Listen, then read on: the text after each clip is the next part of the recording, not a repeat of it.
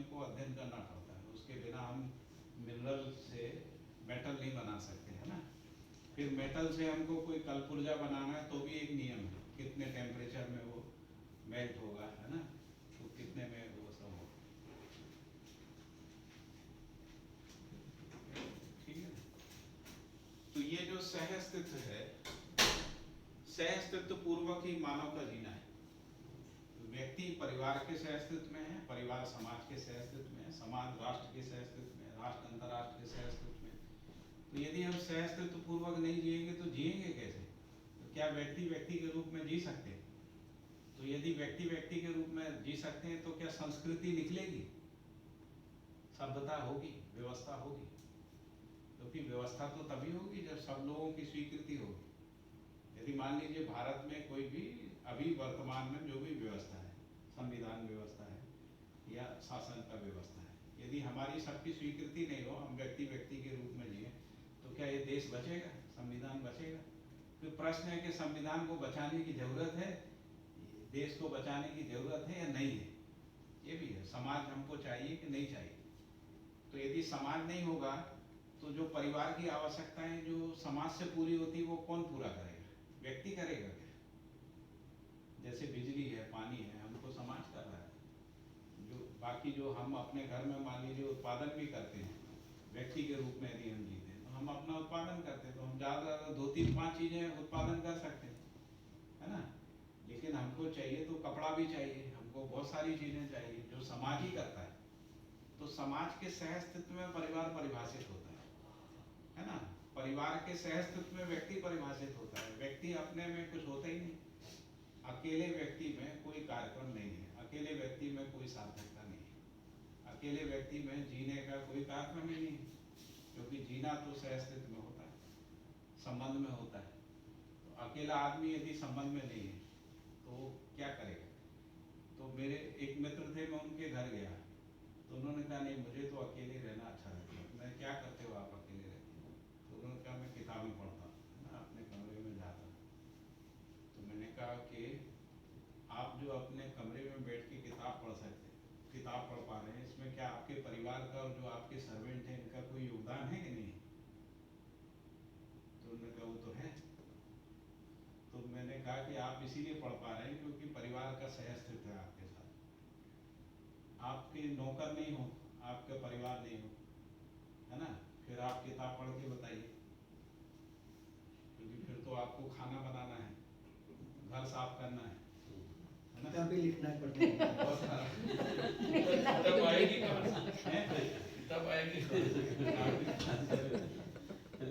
तो उन्होंने कहा कि ये मैंने नहीं सोचा था, तो उन्होंने रियलाइज किया, क्योंकि ये सच्चाई है ना, उसको कोई कैसे नकारे। तो हम यदि अकेले भी जी पा रहे, मान लो कोई जैसे कोई आदमी घर में ऐसा हो, एक मिनट का है ना, तो जैसे मान लीजिए कोई अपने परिवार में ज़्यादा बात नहीं करता, शांत रहता है ना, तो हम कहेंगे यार वो अकेले में ही रहता है। तो वो शांत भी इसीलिए रह पाता है क्योंकि परिवार का सहअस्तित्व है। यदि परिवार कह दे कि भैया अभी आप कुछ बोलते बोलते नहीं हो, आप अपना जानो, फिर उसके बाद देखिए कैसे जीते हैं। फिर उसके बाद बोलना चालू हैं? करेंगे, हैं? उसके बाद बोलना चालू करेंगे। जी आप तो जो साधना करता है, जो समाज से अपने आप को दूर रख के साधना करता है, जी वो किस व्यवस्था का भाग है? वो उसके लिए साधना करता है जिसको हम लोग नियम, नियंत्रण, संतुलन, न्याय, धर्म सब कह रहे हैं। हमारा जितना भी फिलोसॉफिकल जो चिंतन है ना, वो इसी को पहचाने। जो साइंटिफिक जितना भी साधना है, साधना भी दो जगह ही हो रही है ना। एक है जो स्पिरिचुअल लोग, तो स्पिरिचुअल लोग जो है न्याय को समझने के लिए साधना कर रहे हैं, हमने न्याय दर्शन भी बोला उसको, है ना। तो हम साधना किस लिए कर रहे हैं? तो जो मुक्ति के लिए कर रहे हैं। मुक्ति किससे होना? समस्या से कि समाधान से? हम मुक्त किससे होना चाहते हैं, समस्या से या समाधान से? समस्या से समाधान चाहते हैं। हाँ, तो जो शिक्षा में साधना हो रही है वो कुछ आध्यात्म में साधना हो रही है, कुछ विज्ञान में साधना हो रही है। ये तीन साधना की जगह है ना। तो विज्ञान में जो साधना हो रही है उससे हम प्रकृति के नियम, नियंत्रण, संतुलन, कोष के सिद्धांत को समझते हैं ना। जो शिक्षा में साधना हो रही है उससे मानव जाति में जो समस्याएं हैं उन समस्याओं को जो है हम रिजॉल्व करने की, शिक्षा का पर्पज ही है। हम रिसर्च करते हैं तो क्या होता है, रिसर्च प्रॉब्लम होता है और रिसर्च प्रॉब्लम से हम कोई यूनिवर्सल कंक्लूजन को पहचानने का कोशिश करते हैं। तो रिसर्च क्योंकि छोटी छोटी होती है तो हम कहते हैं इस कंडीशन में ये है यूनिवर्सलिटी, जो रिसर्च का कंक्लूजन होता है ना। फिर है स्पिरिचुअल, जिसको हम लोग साधना कर रहे हैं। तो जो हमारी मानसिक फंसावटें हैं उससे निकलने के लिए साधना करते हैं। हम कहाँ फंसे हैं, तो पूरी साधना का उद्देश्य भ्रम से मुक्ति पाना है ना, अज्ञान से मुक्ति पाना है ना। इसीलिए तो कहा तमसो माँ ज्योतिर्गमय है ना, मृत्युर्मा अमृतगमय। तो मृत्यु क्या है, जो अज्ञान है वही मृत्यु है। ज्ञानी है जो, जिसको हम कह रहे हैं कि वो अमृत है ना, क्योंकि ज्ञान की निरंतरता है। ज्ञान की निरंतरता, हमको समझ, एक बार कोई चीज समझ में आ जाता है वो निरंतर बनी रहती है। जैसे पानी पीने से हमारी प्यास बुझ गई, एक बार वो हमको समझ में आ गया, फिर वो हमको बना रहता है जिंदगी भर। तो हम कभी भी प्यास लगती है तो पानी के अलावा कुछ नहीं पीते, प्यास में पानी चाहिए है ना। नींद में भी हमको प्यास लगती है तो पानी पीते, मतलब वो अंदर तक स्वीकार होता है। तो अज्ञान से, भय से और भ्रम से, इन तीनों से मुक्ति के लिए आध्यात्मिक साधना है ना। अज्ञान से, भय से और भ्रम से है ना। भ्रम का मतलब ये होता है कि वस्तु जैसी है उससे इतर हम मान लेते हैं। तो मानव में 3 प्रकार के दोष होते हैं। एक होता है वस्तु जितनी उससे ज्यादा मान लेते हैं, उसको अति व्याप्ति दोष बोलते हैं, वो भी भ्रम है। वस्तु जितनी है उससे कम मान लेते हैं, उसको अनाव्याप्ति दोष कहते हैं। एक होता है वस्तु जैसी है उससे भिन्न मान लेते हैं है ना, उसको अव्याप्ति दोष कहते हैं। या वस्तु नहीं है वस्तु मान लेते हैं, वो भी अव्याप्ति दोष है। और यदि हम इसको बोतल को सांप मान लें है ना, ये भी अव्याप्ति दोष है ना। तो ये भ्रम से मुक्ति के लिए साधना है। इस बोतल को स्टेटस मान लेते हैं ना यार, ये भी दोष है। अति व्याप्ति है। जैसे मानव जाति में रूप, पद, बल, धन, इन 3 चीजों को हमने जरूरत से ज्यादा मान लिया, ये भी अति व्याप्ति दोष है। मतलब रूप में जितना है, रूप का कोई महत्व नहीं होता ऐसा नहीं कह रहे, रूप का एक महत्व है, लेकिन रूप को हमने ज्यादा मान लिया, अति व्याप्ति दोष। पद को ज्यादा मान लिया, धन को ज्यादा मान लिया है ना, बल को हमने ज्यादा मान लिया है ना। तो अति व्याप्ति दोष, अनाव्याप्ति, अव्याप्ति दोष के रूप में जो भ्रम है उससे मुक्ति के रूप में।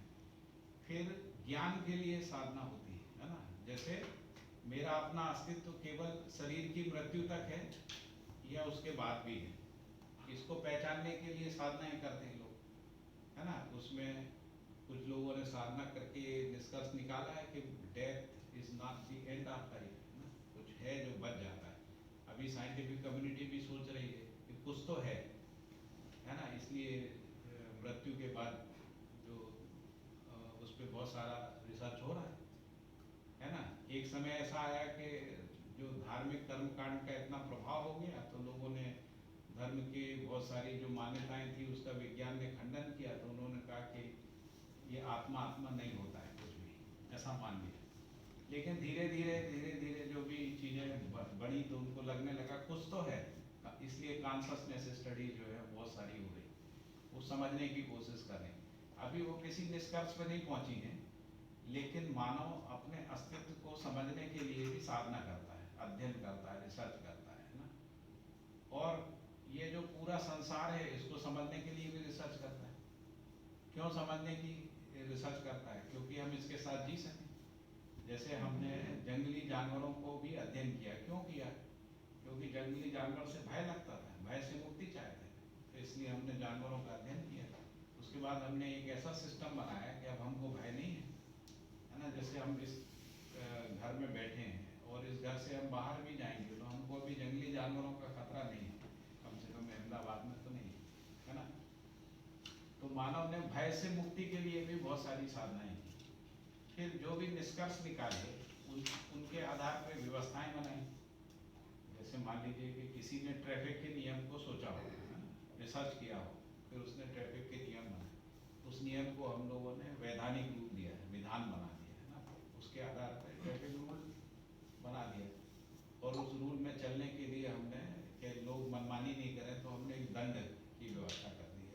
ऐसा नहीं करोगे। अच्छा, वो दंड इसलिए नहीं है कि आपको परेशान करना है, क्योंकि यदि आप नियम से चलते हो तो दंड नहीं है। आप नियम तोड़ते हो तो उससे दूसरों को भी नुकसान है, आपको भी नुकसान है, आप भी मरेंगे, दूसरे को मारेंगे। तो इसलिए तो ये सब अनुसंधान का मूल पर्पज है कि हम समस्या से मुक्त हो जाएं, अज्ञान से मुक्त हो जाएं, भय से मुक्त हो जाएं, है ना, और दुख से भी मुक्त हो जाएं। जो दुख है, मूल तो इन सब के मूल में दुख ही है, क्योंकि मानव में दुख जो है वो अज्ञान ही है, भय है ना, भ्रम ही जो है दुख का मूल कारण है ना।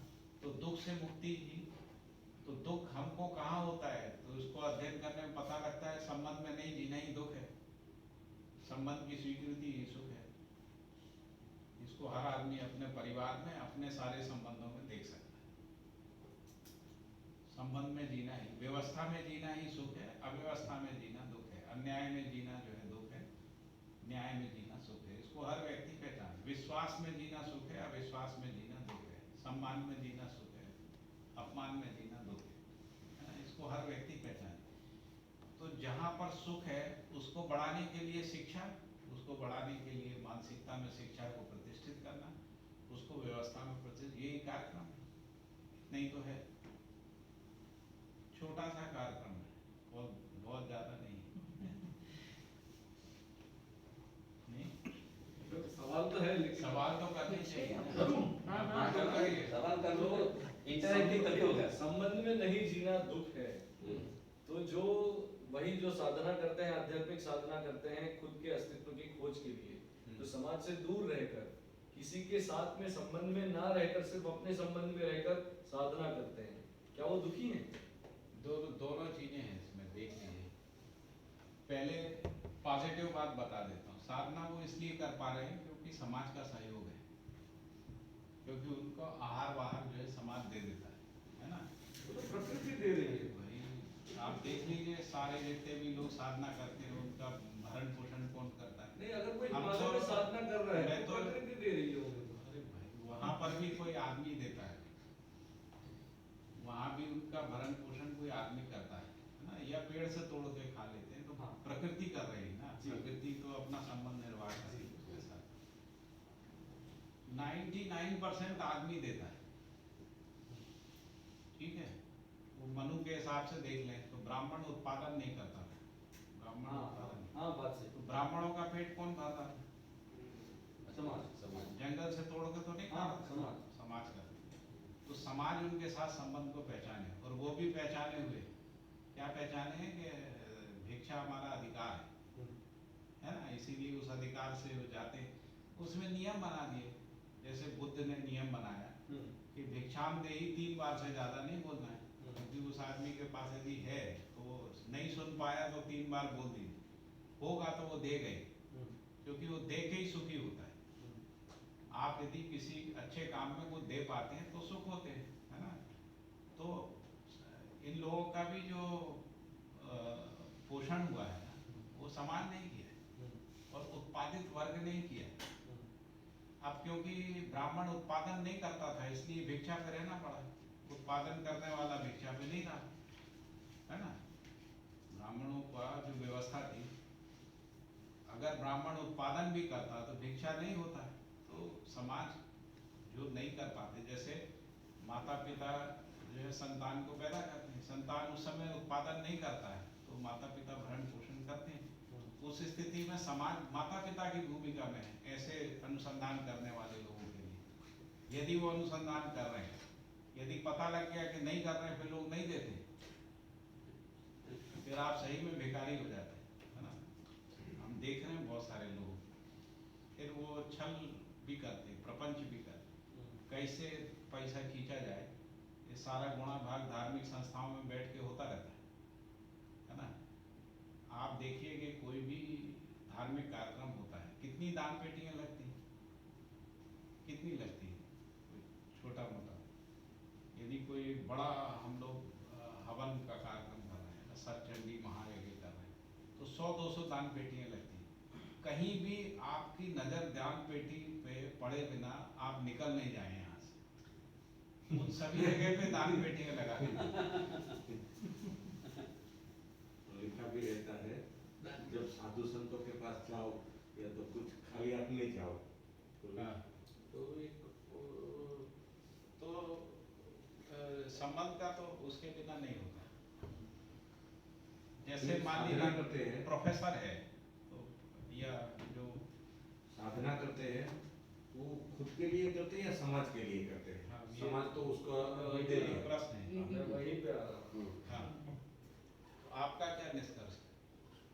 साधना समाज के लिए करते हैं, कुछ भी मिलेगा ना तो लास्ट में वो दे के जाएगा। जैसे वैज्ञानिक है हम्म। तो वो अपने लिए करता है या समाज के लिए करता है? जैसे प्रोफेसर है वो अपने लिए करता है या वैद्य है वो अपने लिए करता है या समाज के लिए करता है ना? फिर इसके बाद आता है धर्माचार्य, वो अपने लिए करता है या जो साधक है जो मोक्ष के लिए कर रहा है। नाम पद का अगर मोह है तो अपने लिए करता है, और अगर उसे अपने ध्येय के बारे में स्पष्टता है तो वो समाज के लिए करता है। ऐसा नहीं है। पर अक्सर आप बिल्कुल भी इस भ्रम में मत रहिए। मैं तो पूरा हमारी लाइफ इसी में गुजरी। मैं एक उदाहरण बता देगा। जो जैन आचार्य हैं दिगंबर जैन, मैं उसी शहर का हूँ जहाँ सर्वाधिक दिगंबर जैन। दिगंबर जैन को आहार कौन खिलाता है? समाज। ठीक है, उस समाज के पैसे को नियंत्रण कौन करता है? जैन आचार्य लोग, है ना? तो आप देखिए बोली लगती है, मंदिर बनाना 500 करोड़ का, बोली लगती है। वो कहता है कि मेरी तरफ से 2 करोड़, मेरी तरफ से 5 करोड़। उनके पैसे को कौन नियंत्रित कर रहा है? तो ये संबंध है आपस में। अब जैनाचार्य तो कपड़े भी त्याग दिए, कुछ भी नहीं है, फिर भी समाज के पैसे को यूटिलाइज करा रहे, कहीं ना कहीं लगा रहे। अब वो सार्थक कर रहे, निरर्थक कर रहे, वो एक अलग मुद्दा है। लेकिन रिलेशनशिप है। आप ये नहीं कह सकते कि आपने कपड़े छोड़ दिए और आप मोक्ष के लिए, मुक्ति के लिए कर रहे हैं, अब समाज से कोई संबंध नहीं। पूरा संबंध है समाज के साथ। उपदेश दे रहे हैं, वो आते हैं, सब मिलते हैं, बात करते कई साधु लोग होते हैं, कहते हैं हम पैसे को टच नहीं करते, हैं। हाँ, पर बात साथ में एक को रखते हैं, वो पैसा लेकर घूमता है। नहीं ये लोग भी टच नहीं करते। दिगंबर जैन कोई भी जैन आचार्य उसकी रिस्पॉन्सिबिलिटी है ये। उस लेवल की रिस्पॉन्सिबिलिटी है। कोई कंपनी का चेयरमैन है तो डेलीगेट कर दिया तो रिस्पॉन्सिबिलिटी तो रखता है ना। तो ये बात है कि जैसे नागराज जी को देख लेना। नागराज जी ने अनुसंधान किसके लिए किया तो अपने लिए, लेकिन वो अनुसंधान से जो निष्कर्ष निकला वो सबके लिए हो गया, पूरी मानव जाति के कल्याण का रास्ता।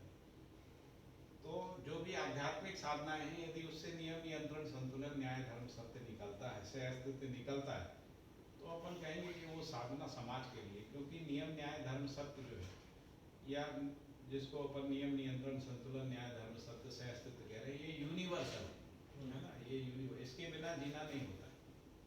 मानव इसके बिना जी नहीं सकता है। तो मैंने कहा जो विधि है, विधि क्या है? विधि सह अस्तित्व ही है। क्योंकि अस्तित्व में सब कुछ सह अस्तित्व में है। चारों अवस्थाओं की प्रकृति सह अस्तित्व में है ना। तो मानव भी सह अस्तित्व में, परिवार, समाज, राष्ट्र, अंतरराष्ट्र के सह अस्तित्व में मानव का संपूर्ण क्रियाकलाप सह अस्तित्व में है ना। जैसे विचार क्रिया अनुभव के साथ होती, व्यवहार क्रिया अनुभव और विचार के सह अस्तित्व नहीं होती। कोई भी व्यवहार बिना विचार के हो सकता है? बिना विचार के कोई व्यवहार नहीं होता है ना। इसलिए मैंने कहा कि ये जो विधि है और ये जो नियम, न्याय, धर्म, सत्य आदि है, ये जब विचार में अभिव्यक्त होता है ना, जिसको हम लोग विचार, यदि विचार में नियम, न्याय, धर्म, सत्य अभिव्यक्त होता है ना विचार से, उसी को संस्कृति कहते हैं। तो मैंने लिखा कि ये संस्कृति है। तो विधि ही जब भाषा से अभिव्यक्त होती है विधि, तो वो संस्कृति है ना, यदि वो भाषा।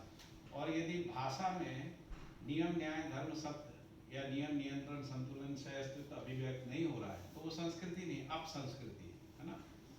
यदि कोई आदमी प्रदूषण फैला रहा है और भाषा से फैला रहा है ना, तो भी हम कहेंगे भाई ये संस्कृति नहीं, अपसंस्कृति है ना। फिर ये जो जिसको हम लोग कह रहे हैं नियम, न्याय, धर्म, सत्य, नियम, न्याय, धर्म, सत्य जब विचार में आता है, उसी को ज्ञान कहते हैं। ज्ञान कब है? जब वो विचार से अभिव्यक्त हो रहा है। यानी नियम यदि विचार से अभिव्यक्त हो रहा है, भाषा से अभिव्यक्त हो रहा है, जिसको हम लोग सिद्धांत कहते हैं। सिद्धांत क्या है? भाषा कारण ही है जी। वो साधना के रेफरेंस में मेरे दिमाग में क्वेश्चन चल रहा है कि तो साधु खुद के लिए ही करता है और उसका तो प्रतिफल है वो समाज के लिए होता है, उसको ऐसे देख सकते हैं शायद से। हाँ। क्योंकि साधना क्यों करते हैं कि मैं पीड़ित हूँ, मैं साधना कर रहा हूँ तो मैं पीड़ित हूँ कि ये समाज कैसे चल रहा है, या तो फिर उसको ऐसा दिख रहा है कि नहीं मेरा कल्याण वहाँ पर है, मैं वो करूँगा तो शायद से मतलब मेरे लिए अच्छा है, तो शायद से रेफरेंस तो वही होता है शायद साधना का, या तो फिर मोक्ष पाने का होता है। तो वैसे तो उनके लिए कर रहा है, लेकिन जो पीड़ा मतलब क्यों है? समाज संबंध से वो मुक्त नहीं है। पीड़ा क्यों है? पीड़ा इसीलिए है कि जी नहीं पा रहा। हाँ वो है, लेकिन हाँ पीड़ा है उसका, परिवार में नहीं जी पा रहा, समाज में नहीं जी पा हाँ, वो रहा। है। यदि मान लो जी रहा है हाँ, तो फिर पीड़ा ही नहीं है। तो पीड़ा नहीं है तो साधना किसके लिए? नहीं है, फिर नहीं है, ये साधना नहीं है। साधना नहीं है, बराबर। तो मूल बात तो जीना ही है, हाँ मूल बात जीना ही है। संबंध में जीना है। तो यदि मान लीजिए समाज में समझ है ना, परिवार में सुख है, समाज में सुख है, राष्ट्र में सुख है, तो साधना क्या है? यदि साधना है तो जो सुख है उसके संवर्धन के लिए है, फिर साधना है ना। जैसे मान लो परिवार में सुख है तो अब परिवार में और अधिक श्रम क्यों करेगा कोई, बौद्धिक और मानसिक? इसलिए कि और समृद्ध हो जाए और सुख हो जाए, है ना। इससे ज्यादा तो कुछ नहीं होता साधना। यदि अज्ञान है ना, तो अज्ञान की पीड़ा होती है ना। अज्ञान क्यों है? क्योंकि समाज में ज्ञान नहीं है। अब कोई समाज में भी पीड़ा होती है, लेकिन किसी में पीड़ा ज्यादा हो जाती है तो वो बहुत किताबें पढ़ता है ना, बहुत सारा अध्ययन करता है, मनन करता है, चिंतन करता है, विचार विमर्श करता है, कॉन्फ्रेंस में जाता है ना, गोष्ठियाँ करता है, पूछता रहता है, इसके पास चले जाओ, उसके पास चले जाओ। हम लोग सब घूमते भटकते थे, इस बाबा के पास, उस किताब के पास, है ना, उस वैज्ञानिक के पास है, इसी में लगे रहे ना, पूरी जिंदगी इसी में लगे कि हमको, क्योंकि अज्ञान स्वीकार नहीं हो रहा अंदर में। हम समाधान चाहते हैं, हम ये चाहते थे हम रहेंगे कि नहीं रहेंगे, ये भी एक अनुसंधान का मुद्दा। मेरा अपना, हम मृत्यु के बाद हमारा अस्तित्व खत्म हो जाएगा क्या? गीता में तो ऐसा लिखा, उपनिषद ये कहती है, विवेकानंद ये कहते हैं। विवेकानंद का ज्ञान योग एक पुस्तक है, उसका पहला लाइन ये लिखा है, हमारे यहाँ का ज्ञान, हमारे यहाँ का समस्त ज्ञान स्वानुभूति पे केंद्रित। तो क्या मेरे ही अपना कुछ एग्जिस्टेंस है भी कि नहीं है? हमने तो मटेरियल साइंस पढ़ा, एमटेक किया जी, भूगर्भ शास्त्र में, तो वहाँ तो कहते कुछ होता ही नहीं है, क्या आत्मा आत्मा लगाए रहते हो, है ना, ये तो कुछ है ही, जो भी है वो कुदरत है। लेकिन उससे पहले हमारे पिताजी ने, ग्रैंडफादर ने हमको उपनिषद दे दिए पढ़ने के लिए। अब उपनिषद में तो आत्मा की बात है, गीता में तो गीता की टीका है, सभी गीता जो है वो आत्मा की बात कर रहे हैं। तो अब ये कॉन्फ्लिक्ट आ गया हमारे अंदर, भाई सच्चाई क्या है? तो वो पीड़ा बन गई, मैं रहूँगा या मर जाऊँगा, मर जाऊँगा यानी मेरा अस्तित्व खत्म हो जाएगा, है ना। क्योंकि परंपरा तो कह रही है कि है ना, कम से कम हमारा वैदिक यही कह रहा है, क्रिश्चियनिटी भी यही कह रही है, इस्लाम भी कह रहा है मरने के बाद, भले वो कह रहे हैं पुनर्जन्म नहीं है, रूह तो बनी रहती है ना, कब्र दसीन रहती है, फिर वो कभी क़यामत आएगा तब अल्लाह ताला जो है तब वो कब्र से निकलेंगे और फिर वो प्रश्न आदि आदि, कहीं ना कहीं वो डेथ के बाद के जीवन को स्वीकार रहे हैं सभी रिलीजियस ट्रेडिशन। यहाँ तक बौद्ध दर्शन भी स्वीकार रहा है, बौद्ध पुनर्जन्म को मानते हैं, ये तो आपको पता ही होगा ना, पुनर्जन्म को मानते हैं, लेकिन वो आत्मा के अमृत को नहीं मानते, बात अलग। लेकिन ये मानते हैं कि एक शरीर छूटने के बाद दूसरा शरीर आता है, और इसीलिए ये भी कहा गया कि बुद्ध का भी एक पुनर्जन्म होना है ना, एक बार फिर से उनका अवतरण होगा। तो यदि बुद्ध खत्म हो गए उनके शरीर के साथ, तो फिर कौन आएगा बुद्ध के रूप में, है ना। तो इसका मतलब उनका कोई जीवन है जो बना रहता है ना। तो ये हमारे कॉन्फ्लिक्ट हैं, उसके लिए लोग साधना करते हैं, जैसे नागराज जी ने की, है ना। तो उन्होंने समाधि में जाके पाया कि नहीं, जीवन नाम की चीज़ होती है। तो उन्होंने कहा कि समाधि में अपना होना स्थिर हो जाता है, मैं शरीर नहीं हूँ, ये स्थिर हो जाता है, ठीक है। इसको हम लोग तर्क विधि से भी समझ सकते हैं कि मेरे अंदर जीने वाला कौन है, तो मेरे अंदर जीने वाला मैं हूँ, मैं ही करता हूँ, दृष्टा हूँ, समझने वाला हूँ, है ना, मैं ही आचरण करता हूँ, मैं ही सुखी दुखी होता हूँ। तो मेरा अपना होना और शरीर के अंदर जो क्रियाकलाप है उसका होना, दोनों अलग अलग है ना। मेरा कोई भी अंग अवयव बदल भी सकते हैं, हार्ट का ट्रांसप्लांट हो जाता है, किडनी का हो जाता है, लेकिन मैं तो वैसे ही का वैसा बना रहता हूँ। मेरे हाथ पैर आप दूसरे लगा दीजिए, हाथ पैर कट जाते हैं फिर भी मेरा, आँख चली जाती है फिर भी मेरा अपना होना वैसे ही रहता है जैसा मैं रहता हूँ। तो मेरा अपना होना वो शरीर का के अंग अवयवों का होना वो अलग अलग क्रिया है ना। तो मेरी आँख अभी है तब भी मैं वैसे ही हूँ, आँख नहीं है तब भी वैसे ही हूँ, क्योंकि मेरे अंदर कुछ नहीं बदल रहा है। अंग के कारण से जो सूचना होती है वो सूचना कम जा रही है, लेकिन मेरा अपना होना वही, मेरी समझदारी भी उतनी ही रहती है। मेरे कान भी बंद हो जाए तो भी समझदारी उतनी है, अब आगे नहीं बढ़ेगी क्योंकि कान से जो सूचना जा रही है वो नहीं पहुंच रही, लेकिन जितनी है उतनी बनी रहेगी, है ना, ऐसा रहता है। तो हम लोग इसको तर्क विधि से भी समझ सकते हैं, साधना विधि से भी समझ सकते हैं ना, अनुसंधान विधि से भी समझ सकते हैं। जैसे अभी लोग अनुसंधान कर रहे हैं, पुनर्जन्म पे अध्ययन कर रहे हैं, कॉन्शसनेस पे अध्ययन कर रहे हैं। कॉन्शसनेस स्टडीज में भी एक कहीं कहीं अलग अलग प्रकार के लोगों के निष्कर्ष हैं, लेकिन कोई फाइनल अल्टीमेट अभी कंक्लूजन पे मानव जाति नहीं पहुंची है ना। बाकी जगह पे जैसा मैंने कहा रहस्य में है बहुत सारा मामला। हम लोग ये कह रहे हैं कि हम इसका अध्ययन कराते हैं, मध्य दर्शन सहस्त्रवाद में अध्ययन कराते हैं। तो हम लोग कल नहीं परसों करेंगे, जीवन का अध्ययन करेंगे, और शरीर का क्रिया और जीवन का क्रिया आपको स्पष्ट रूप से समझ में आएगा। ये जीवन का क्रिया, जैसे आशा विचार इच्छा जो है जीवन का क्रिया है, शरीर का क्रिया जो है श्वास लेना है, रक्त का संचार होना है ना, ये सब शरीर का क्रिया है। इंद्रिय का क्रिया भी हमको पता है, जैसे हम आँख से किसी वस्तु को देखते हैं है ना, आँख से तो देखने वाला मैं हूँ है ना। आँख जो है एक माध्यम है, यंत्र है, आँख एक प्रकार का यंत्र है ना, देखने वाला मैं हूँ। इसको देख के इसका विश्लेषण करने वाला भी मैं ही हूँ, इसके साथ अपने संबंध को पहचानने का काम भी मेरे ही है। आँख नहीं पहचानती इसका क्या उपयोग है, ये उपयोग को मैं पहचानता हूँ, आँख नहीं पहचानती। आँख तो केवल इसका आकार देख पाती है ना, आकार में भी पूरा आकार आँख में आता नहीं। तो आँख से जितना दिखता है उससे ज़्यादा कल्पना में रहता है, और कल्पना में जितना रहता है उससे ज़्यादा अनुभव में रहता है ना।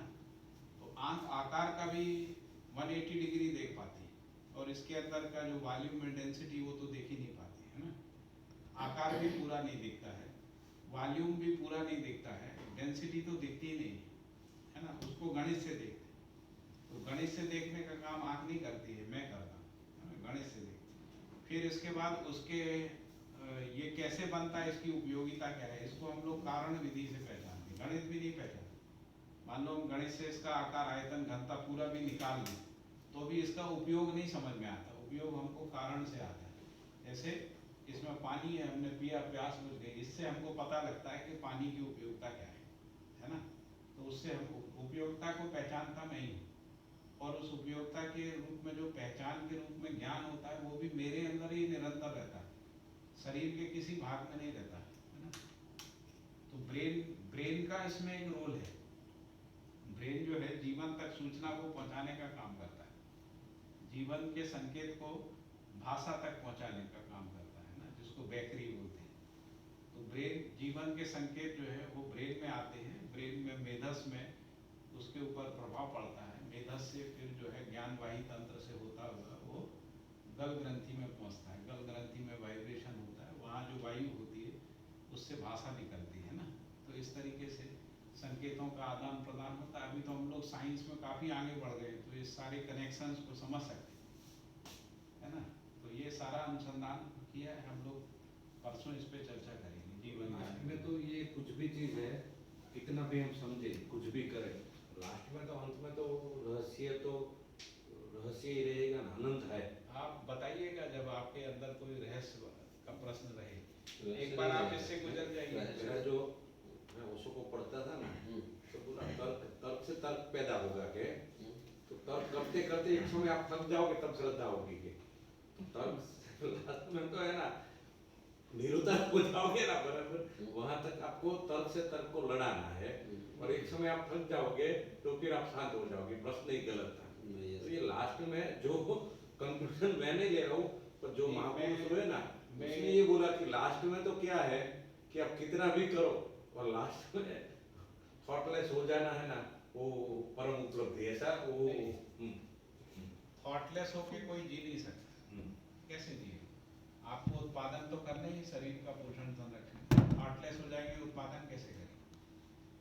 फिर आपको संबंध में जीना है। यदि आप पिता हैं तो तो आपको बिना विचार के आप कैसे जिएंगे? तो विचार तो अनिवार्य है, और इसीलिए अस्तित्व में विचार का प्रोविजन है।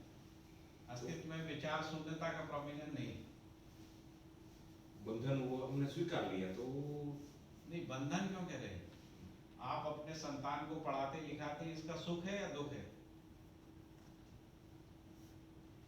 सुख है ऐसा तो हमें लगता है वो सुख है। हाँ। अब यहाँ वो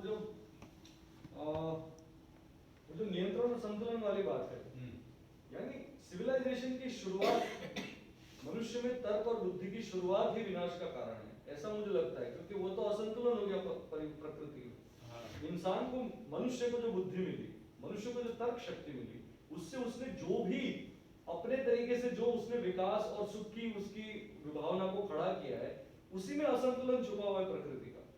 नहीं, मुझे लगता है कि इसको अपने में जांचना पड़ेगा।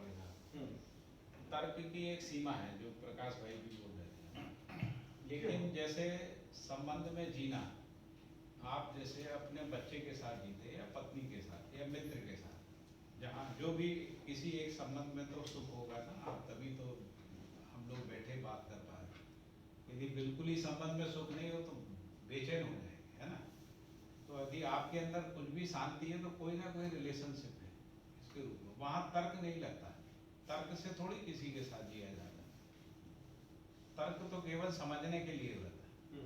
तर्क का प्रयोजन है कि हमको वस्तु तक पहुंचा देता है, इसके बाद जीना होता है। जैसे मान लीजिए हमको संबंध में जीना नहीं बन रहा है, तो तर्कपूर्वक हम संबंध को समझ सकते हैं, लेकिन जीना तो जीने से ही आएगा, जब तक संबंध का स्वीकृति नहीं होगा। तो मैं मनुष्य को अगर प्रकृति के बाकी तत्वों से अलग करके देख, होता नहीं ना अलग। नहीं, अगर इस एक धारणा करते हैं, हाँ, मैं कल्पना हाँ, कल्पना करते हैं तो अस्तित्व में जो है उसी का अध्ययन होता है। जब हम अस्तित्व में जो नहीं है वैसा कुछ सोच के कल्पना करते हैं, वही भ्रम को पैदा करता है। नहीं, मेरा बेसिस वो ये है कि मनुष्य के अलावा जितने भी जीव हैं वो संतुलन में है। हाँ, एक हम ही असंतुलित हैं। तो हम संतुलन में होना चाहते हैं कि नहीं चाहते? उसी की सभी चाहते हैं। अभी जो भी मानव जाति में कोई संतुलन है कि नहीं है? कम हो यदि रहा है। असंतुलन कम हो रहा है ना? है जैसे ये मानना है कि क्या जैसे प्रकृति में असंतुलन हुआ है, हमारे रेफरेंस में असंतुलन हुआ, प्रकृति में कोई असंतुलन नहीं रहता है। वो ऑटोमेटिक अपना वो संतुलन संतुलन नहीं रहती है, मानव के रेफरेंस में असंतुलन हो गया। बाकी उनको क्या, प्रकृति को क्या फर्क पड़ता है ना? मान लीजिए कि सूर्य में ताप जो है कई लाख डिग्री है ना, सूर्य का ताप, और पृथ्वी में जो टेम्परेचर है वो कांस्टेंट टेम्परेचर, थोड़ा सा ही टेम्परेचर है ना। तो सूर्य में लाखों डिग्री होने से सूर्य को क्या फर्क पड़ता है? सूर्य अपने संतुलन के साथ है, लाखों डिग्री टेम्परेचर है। पृथ्वी अपने टेम्परेचर के साथ संतुलन में है। आदमी को यदि इस धरती पर रहना है तो पृथ्वी का जो ताप का संतुलन है उसको पहचान के उसके साथ जीना पड़ेगा। नहीं जिएगा तो आदमी चला जाएगा। तो अभी जैसे एक रेफरेंस में बोलते हैं कि अभी हम कलयुग में जी रहे हैं, तो 4 युगों की जो बात करते हैं कि अभी सबसे ज़्यादा असंतुलन अभी है हमारे इनर में और प्रकृति में भी, ऐसा फिर कलयुग की डेफिनेशन में। तो हम बोलते हैं कि आप जैसे सुबह बता रहे थे कि 7 लाख लोग हैं, उन्हीं के कंट्रोल में सब कुछ है, पैसा, सत्ता, सब कुछ, और बाकी के लोग इन अ वे पशुता में हैं इन अ वे। तो जो सतयुग की कल्पना है, तो ये जो पूरी सिस्टम जो आप बोल रहे हो कि एकदम प्रॉपर सिंक्रोनाइज फॉर्म में अगर आ जाए तो उसी को सतयुग बोलेंगे, आप ऐसा बोल रहे हैं? नहीं, वो आप बता ही रहे हैं कि पशुओं तक तो सिंक्रोनाइज ही है, हाँ, आदमी में ही गड़बड़ है। आदमी में गड़बड़ है, पर प्रकृति में भी आदमी ने गड़बड़ किया है। हैं? प्रकृति का थोड़ा बहुत इम्बैलेंस हुआ है, वो आदमी ने किया है। उनको क्या फर्क पड़ता है? हाँ, उन्हीं को तो जैसे फर्क ही मान नहीं लो पड़ता। आपने जंगल काट दिए, जंगल को क्या फर्क पड़ रहा है? आदमी को फर्क पड़ रहा है। आदमी को फर्क पड़ उसके रहा है। कारण से जीव जानवरों को फर्क पड़ रहा है ना? लेकिन मूल रूप से तो आदमी के रेफरेंस में बात है। आदमी ठीक से नहीं जी पा रहा है ना? अब प्रश्न है कि आदमी ठीक से जीना चाहता है कि नहीं जीना चाहता है। आदमी अपने को इस पृथ्वी पे बना के रखना चाहता है या खत्म करना चाहता है? खत्म करना चाहते हैं तो मिल के एक दिन बैठ के तय कर लो, धरती खत्म करो, खत्म, है ना। उससे क्या फर्क पड़ता है? मान लो धरती अति तप्त हो गई, सूर्य जैसी भी हो गई, धरती तो बनी रहेगी, वो थोड़ी खत्म है। फिर ठंडी होगी, फिर ठंडी होगी, उसमें पानी आएगा, फिर वनस्पति आएगी, फिर जीव, फिर आदमी आएगा, फिर आदमी जो है फिर परमाणु बम बनाएगा, फिर उसको जला देगा। तो हम कहेंगे यही नियम है, अस्तित्व का नियम यही है कि आदमी आएगा और इस धरती को फिर वापस तापग्रस्त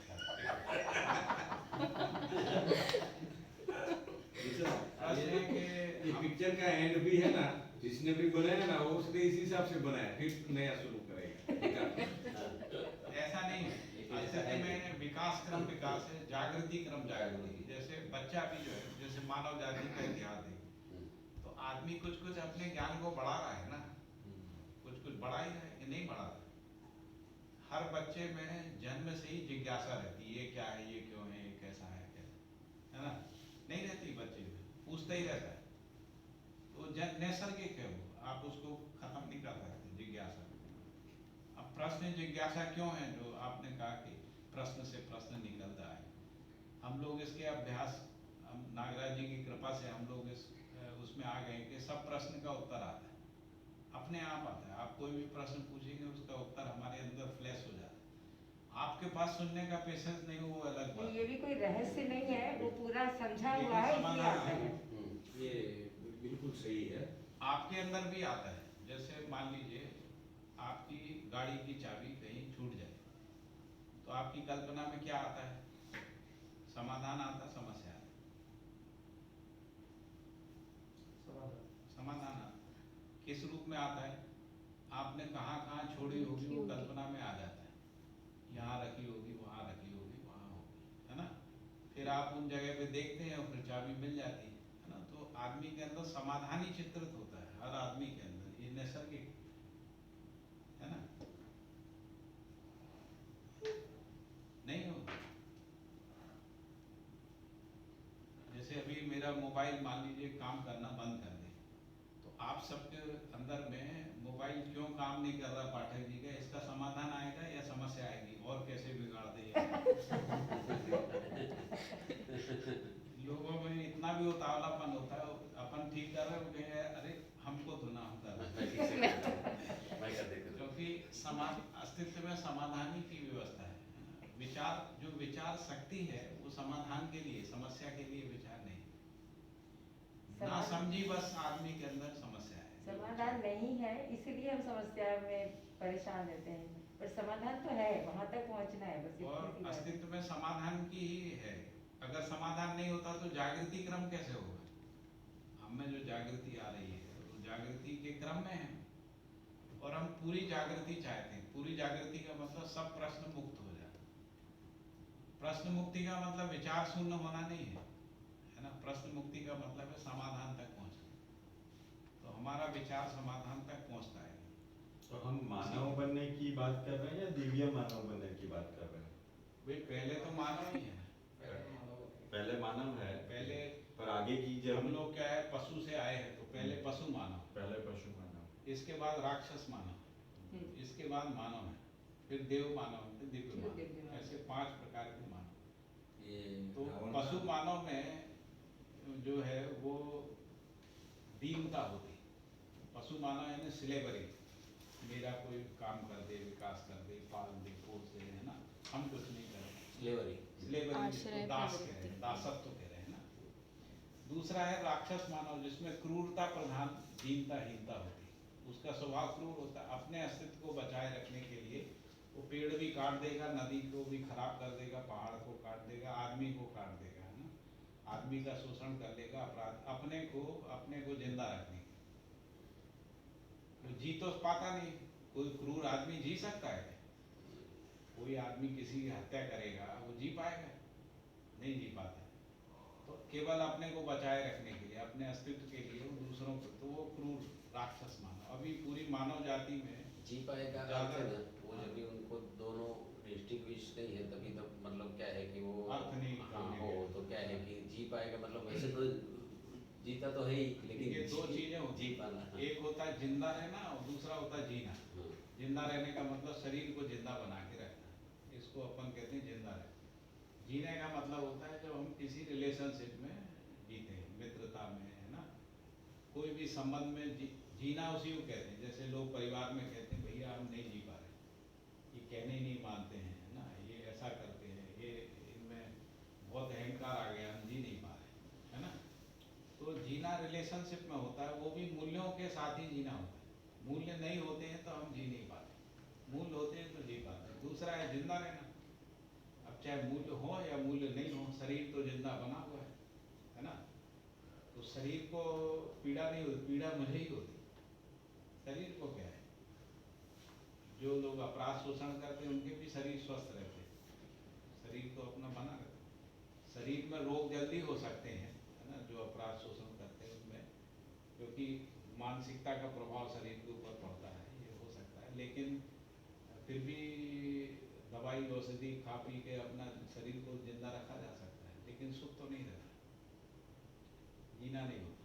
राक्षस मानव होते हैं। ये राक्षस मानव सबसे ज्यादा भयभीत मानव होता है। ये जो बेसिक, ये कहीं ना कहीं हम फिर है कोई ना कोई गीता उपनिषद या कहीं ना कहीं ये बेसिक ज्ञान तो कहीं ना कहीं मिलता है हमें। अस्तित्व में है, एग्जिस्टेंस में।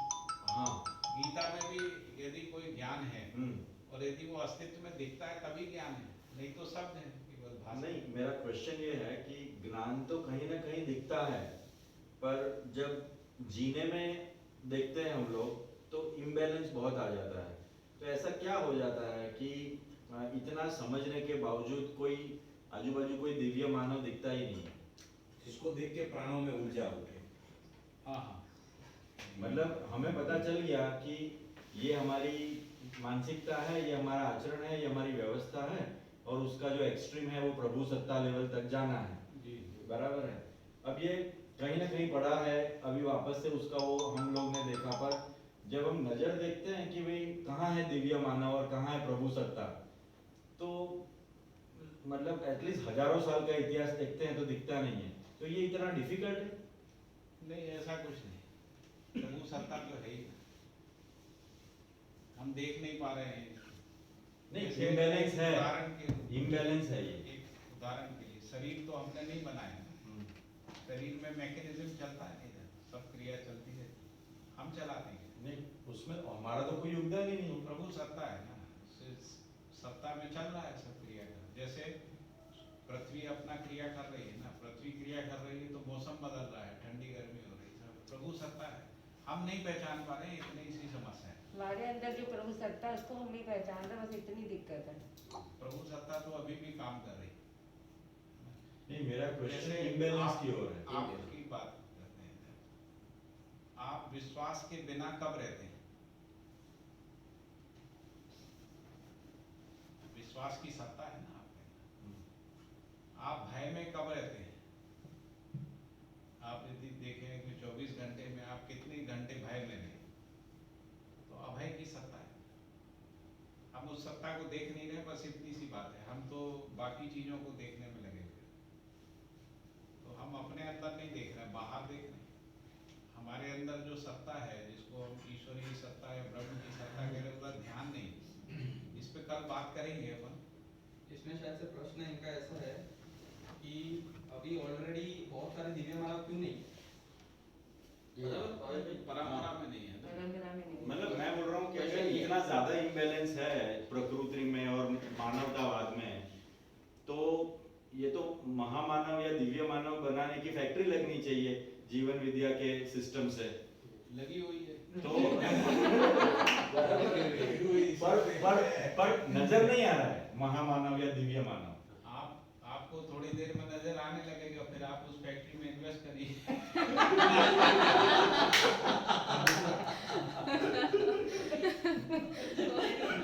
नहीं मतलब अभी ये एक्चुअली में आप जो बोल रहे हैं ना कि वो नजर नहीं आ रहा है, तो पहले तो रेफरेंस में जो इस प्रक्रिया से गुजर चुके हैं, पहले तो उनमें कितने लोग हैं जो गुजर चुके हैं और उनमें क्या था और क्या है अभी, उस रेफरेंस को अगर देखेंगे तो मैं ये नहीं बोल रहा हूँ दिव्य मानव, सबकी जर्नी है, मानव तो बने हैं एटलीस्ट। हाँ, तो वो उस रेफरेंस से उसको पहले वो देखना पड़ेगा। हाँ। तो समझो रावण और राम थे, रावण ने तीनों लोग पे विजय पा लिया था, नवग्रह को भी कंट्रोल कर लिया था, प्लेन उठा के सब कुछ कंट्रोल कर लिया था। तो ये जो उसको कंट्रोल के लिए साधु वाला राम आए, तो रावण का यहाँ चर्चा हुई कि मैं त्रिलोक विजेता हूँ, तो अंगद बोला कि तू विजेता, ये रचयिता है। तो जो दिव्य मानव आएगा वो इसको मार के फिर नया एस्टैब्लिशिंग करेगा या प्रेम से करेगा। पहले भी ये पृथ्वी पे बहुत बार मुझे तो लगता है कि इस कहानी से तो राम जो है दिव्य मानव साबित ही नहीं होते, क्योंकि दिव्य मानव होते तो रावण को सिखा देते कैसे जीना है, वो सिखा नहीं पाए। दिव्य मानव की जो परिभाषा है बराबर है, जो मतलब अपना उसका, इसीलिए मतलब अपन इन कहानियों से किसी निष्कर्ष पे नहीं पहुंचते। बिल्कुल सही है, ठीक है। अच्छा मान लीजिए ये ऐतिहासिकता भी है, समाधान करा है। ऐसा भी मान भी लेंगे ऐतिहासिकता भी है, तो उस समय का इतिहास हमको पता नहीं। दया ठीक कुपा है, होगा कि पर उसमें लॉजिक कोई ऐसा बोलता है कि भाई अगर सांप है, ओके, और उसका नेचर है डंक मारना, तो आप उसको समझा नहीं सकते कि भाई मुझे डंक मत मार, उसका कुछ ना कुछ तो हमें करना पड़ेगा। तो जब आदमी का पशुता जैसा व्यवहार हो जाता है और एक लेवल तक वो समझ नहीं आ रहा है, कृष्ण के समझाने पे दुर्योधन नहीं मानता है, राम के समझाने पे रावण नहीं मानता है, तो वो पशुता है, तो उसको फिर फिनिश करना वो कोई अधर्म नहीं माना जाता है, ऐसा लिखा गया है। गांधी जी वाली बात तो आप उसको कहाँ तक समझाने बैठेंगे भाई? गांधी जी वाली बात करें, गांधी जी ये શું કર્યું ને કીધું હિંસાથી આઝાદી લઈ, તો કે આપણે અહિંસાથી આઝાદી લેવી છે। તો अच्छा ये बताइए कि ये निर्धारित कौन करेगा कि वो पशु मानव है और उसको मार डालना चाहिए, कौन तय नहीं, उसमें देखो जो दंड तय करेगा वो खुद ही राक्षस मानव है। नियम आपने जो लिखा नियम भगवान कहाँ से लाए? व्यवस्था, तो जब इसने इतने लोगों को मारा, उसने प्रकृति को हिलाया, अभी गड़बड़ हो गया है। हाँ। अभी हम राम और कृष्ण कहाँ से लाएं जो पूरी मानव जाति को खत्म कर दें? कहाँ से लाएंगे? अभी तो जो है उस पर बात करना चाहिए। अभी के टाइम में तो राम और कृष्ण अपन किधर से लाएंगे सबको खत्म करने के लिए? नहीं अभी अमेरिका जो कर रहा है उस तरीके का ही रोल प्ले कर रहा है। राक्षस है, राक्षस। वो तो हम बोलते हैं, वो बोलता है कि हम तो बैलेंस कर रहे हैं, हम तो जस्टिस दे रहे हैं। तो वो राक्षस है। अब हिस्ट्री उसको कैसे लिखेगी अमेरिका, तो वो who knows? नहीं पर भावेश भाई वो राक्षस है, वो जो काम कर रहे हैं ना, वो बैलेंस का नहीं, बैलेंस कंट्रोल करके डिवाइड एंड रूल वाले बात करते हैं। तो मानवता के लिए अमेरिका साथ में वो भी सत्य है कि अफ्रीका में उसने ट्रिलियंस दिए हैं, वो भी तो सत्य, वो भी देखना पड़ेगा ना कि वो दे भी रहा है ना। भावेश भाई ये हम यहाँ बैठे एक हिस्ट्री क्रिएट कर रहे हैं, ये भारत विश्व गुरु बनेगा और ये दायित्व है, हम ये काम तो कुछ है, कुछ प्रकृति का प्लान है। ध्वनित भाई को ये बोलने का सिखाया गया, क्यों सिखाया गया? प्रकृति उससे कुछ चाहती है, पाठक जी ये सब छोड़ के क्यों लगे हैं? ठीक है, तो हम माने ना माने प्रकृति की कुछ साजिश है, हमसे कुछ करवाना चाहते हैं। ये अपने अपने आप होगा। ये पाठक जी आपको मिल रहे सीखे तो उसको नया नहीं लगता है, क्यों? वो ये भाव चल रहा है, नागराज जी का भाव चल रहा है, अस्तित्व का भाव है। और मैं ये से भी अस्तित्व प्रकट हुआ, वही प्रकट हुआ है, वही वो बता अपने आप हो जाएगा। कितने लोग जुड़ जाएंगे ना, और गुजरात है ना वो इनिशिएटिव ले रहा है पूरे वर्ल्ड का, नया वर्ल्ड ऑर्डर का।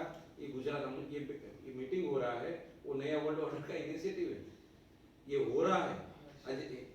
इस लेवल के आदमी को सरेंडर कराना क्या मानते हो?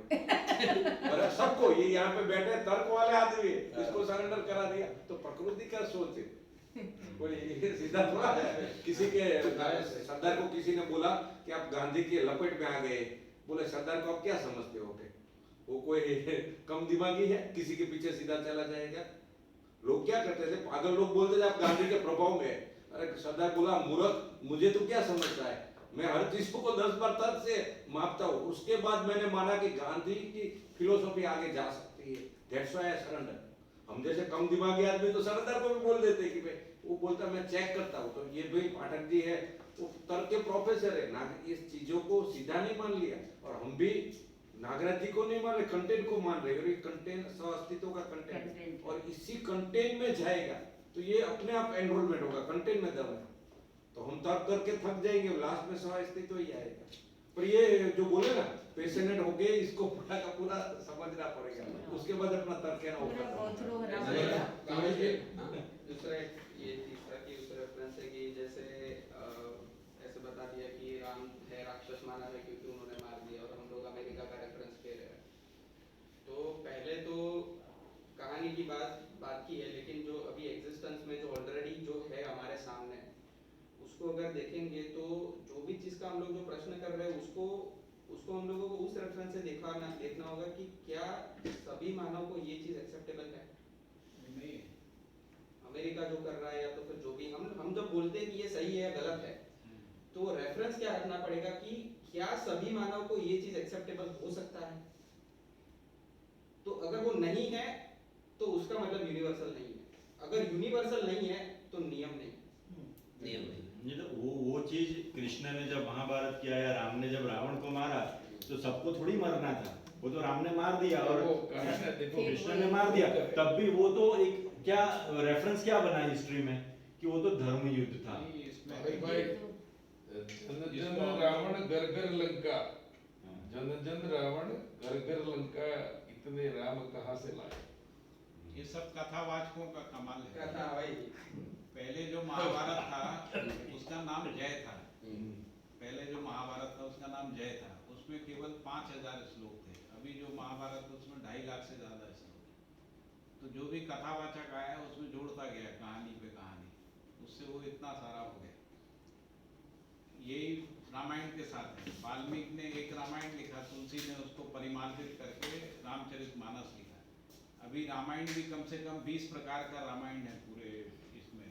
वो जो साउथ इंडिया का रामायण है वो अलग प्रकार का है। हिस्ट्री तो देखा गया है कि वो लिखी जाती है एक तरीके से, और हमारा इंटरप्रिटेशन जो है कुल मिला के इतना है कि कोई घटना हुई है, हाँ।